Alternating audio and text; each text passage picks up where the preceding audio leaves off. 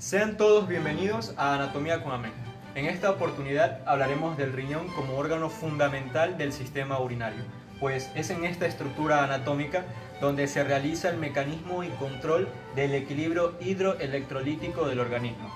Dada esta importancia, cuando fallan los riñones o se encuentran incapaces de mantener su función normal, pues se representan estas anomalías en el organismo como edemas generalizados, incluso anemia, pues es esta glándula la que sintetiza la hormona eritropoyetina, principal estimulante de la eritropoyesis. Anatómicamente, el riñón posee ciertas consideraciones generales que valen la pena acotar.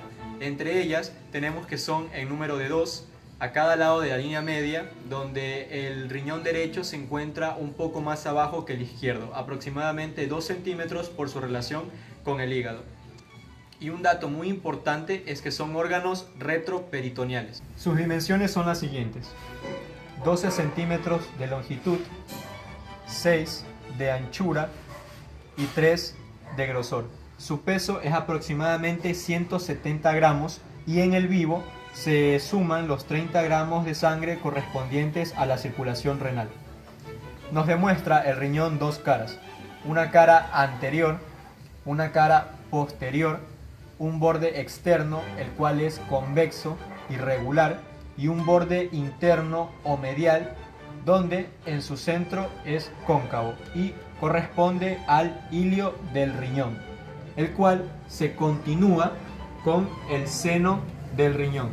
Todo lo que marca el apuntador corresponde al seno del riñón, y además el riñón tiene un polo superior y un polo inferior. A continuación se explicará los medios de fijación y las relaciones del riñón. Ambos riñones se encuentran a cada lado de la línea media, es decir, de la columna vertebral a nivel de la última vértebra torácica T12 hasta la tercera vértebra lumbar, L3. Se encuentran a cada lado gracias a las fosas lumbares representadas por la eminencia formada de la columna vertebral. Por lo tanto, los riñones, al ser órganos retroperitoneales, se van a encontrar entre el peritoneo parietal posterior y la pared abdominal posterior, por lo que van a tener relaciones en todos sus detalles anatómicos. A continuación, se explicarán las relaciones de la cara posterior del riñón. La cara posterior del riñón tiene relaciones por encima de la duodécima costilla y por debajo de la misma. Por encima de la duodécima costilla, los riñones tienen relación con el diafragma, y por debajo de la duodécima costilla se relacionan con la pared abdominal posterior con sus músculos específicos, que son el músculo psoas mayor, más hacia afuera el músculo cuadrado de los lomos y más externo el músculo transverso del abdomen. En su polo superior van a tener relación dependiendo del lado en que se encuentre el riñón. El riñón derecho va a guardar relación con el hígado y el riñón izquierdo va a guardar relación con el vaso, independientemente de su relación con las glándulas suprarrenales. El polo inferior de cada riñón van a ser polos libres. En la cara anterior, el riñón derecho se relaciona con la glándula suprarrenal, con el hígado, con el duodeno y con el ángulo cólico derecho.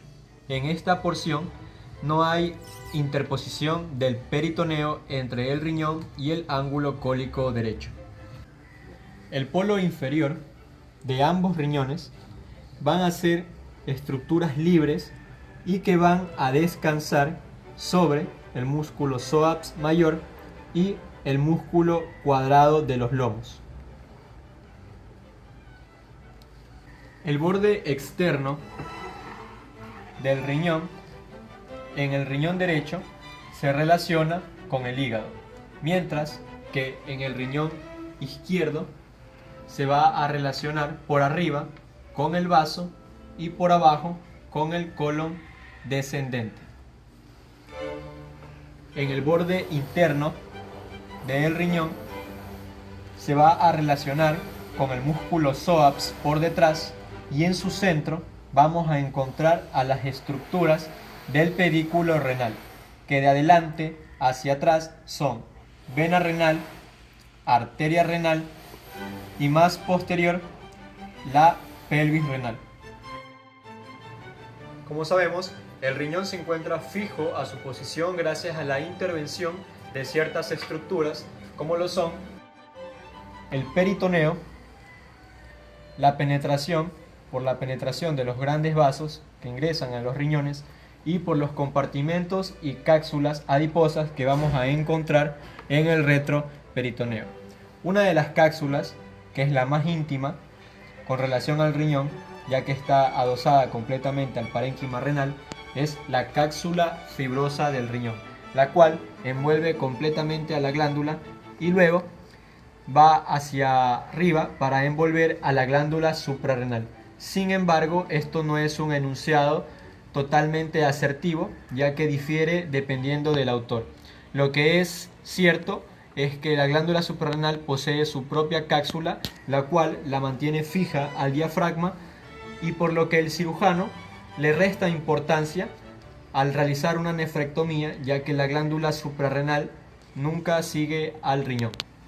Inmediata y externamente de la cápsula fibrosa del riñón vamos a encontrar una condensación adiposa que es denominada la cápsula adiposa o cápsula perirrenal, la cual se encuentra circunscrita por una fascia denominada fascia renal o antiguamente fascia renal de Gerota. Luego encontramos a la grasa retroperitoneal, que conforma otro compartimento y es el denominado compartimento o pelotón adiposo pararrenal o también pelotón adiposo de Gerota. Todo lo que marca el apuntador es la grasa pararrenal, que representa todo el tejido adiposo del retroperitoneo.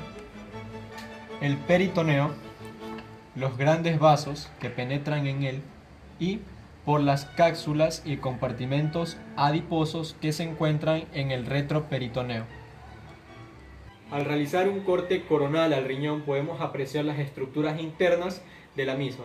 Entre ellas, lo primero que vamos a distinguir es la corteza, la cual es la porción más superficial y además presenta un tono un poco más claro que la médula, la cual se encuentra limitada más profunda que la corteza y presenta un tono más rojizo. Es posible apreciar además que la cápsula del riñón se invagina con su corteza para penetrar hacia el seno renal y formar estas estructuras denominadas columnas renales o columnas de Bertin, que son en número de 7 a 12. Por otra parte, estas columnas de Bertin limitan entre cada una de ellas a estas pirámides, que son las que denominamos pirámides renales de Malpighi. Estas papilas renales desembocan en estas pequeñas estructuras que tienen forma de capuchón, como lo son los cálices menores. A su vez, los cálices menores se agrupan entre ellos para formar el cáliz mayor. Y por último, los cálices mayores forman una coalescencia y forman un área en forma de embudo, como lo es la pelvis renal, el elemento más posterior del pedículo renal, donde se continúa con el uréter, por el cual fluye la orina hacia la región pélvica. Además, vamos a encontrar una región radiada que corresponde a los radios medulares o pirámides de Ferrein, las cuales van en su base, que mira hacia la porción más profunda de la corteza, y su vértice se dirige hacia la región más superficial de la corteza sin llegar a la misma.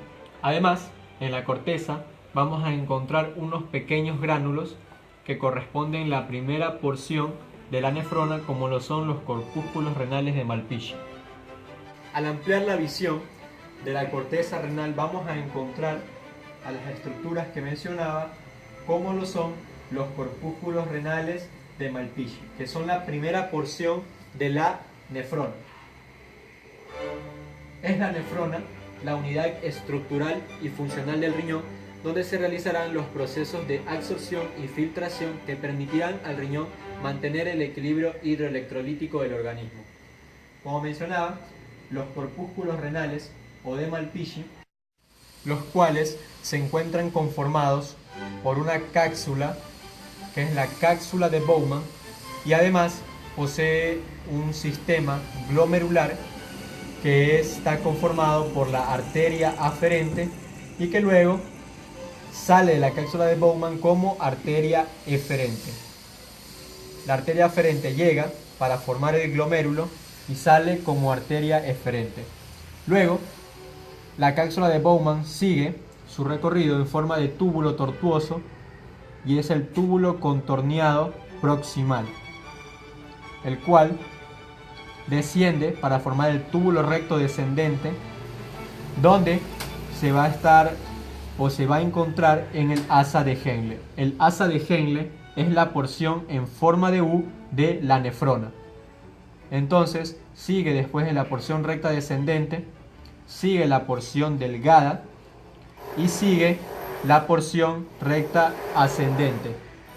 Además, la porción recta ascendente continúa de una manera tortuosa y forma el túbulo contorneado distal.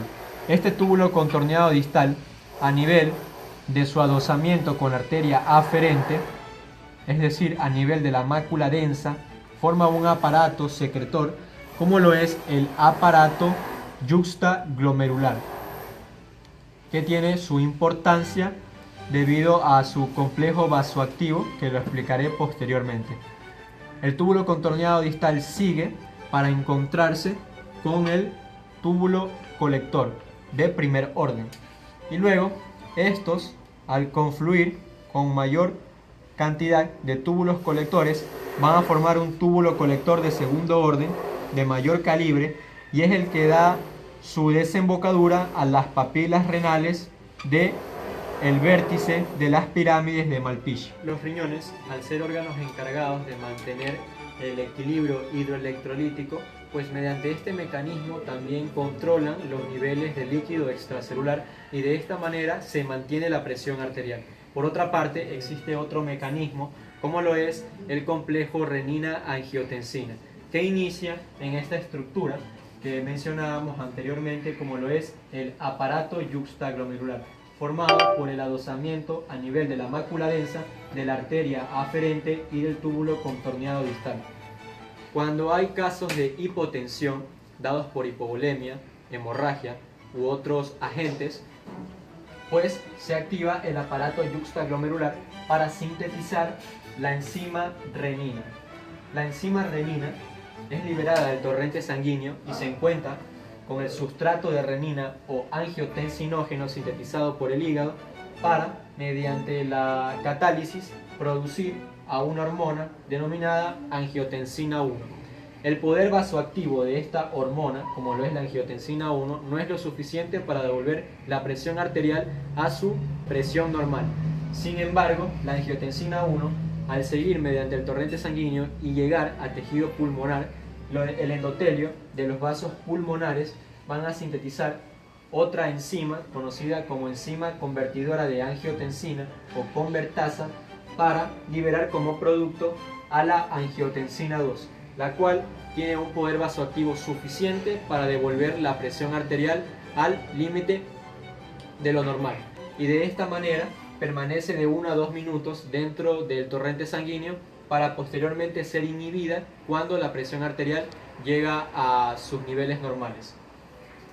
Uno de los mecanismos que realiza la angiotensina 2 para mantener la presión arterial es la estimulación que produce a nivel de las glándulas suprarrenales para que éstas sinteticen la hormona aldosterona, la cual permite a nivel de los túbulos renales la mayor absorción de sodio y con esto la mayor retención de agua. De esta manera aumenta el tamaño o el volumen de líquido extracelular y por lo tanto aumenta la presión arterial.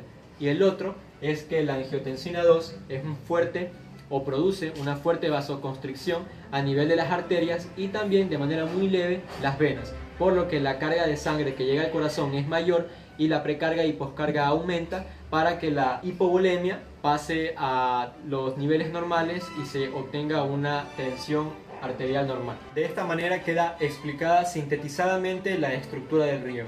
El presente video es una herramienta más para la comprensión del aprendizaje hecha de estudiantes para estudiantes. Y por supuesto un agradecimiento especial al Dr. Henry Amén por su óptima preparación para la realización del proyecto. Muchas gracias.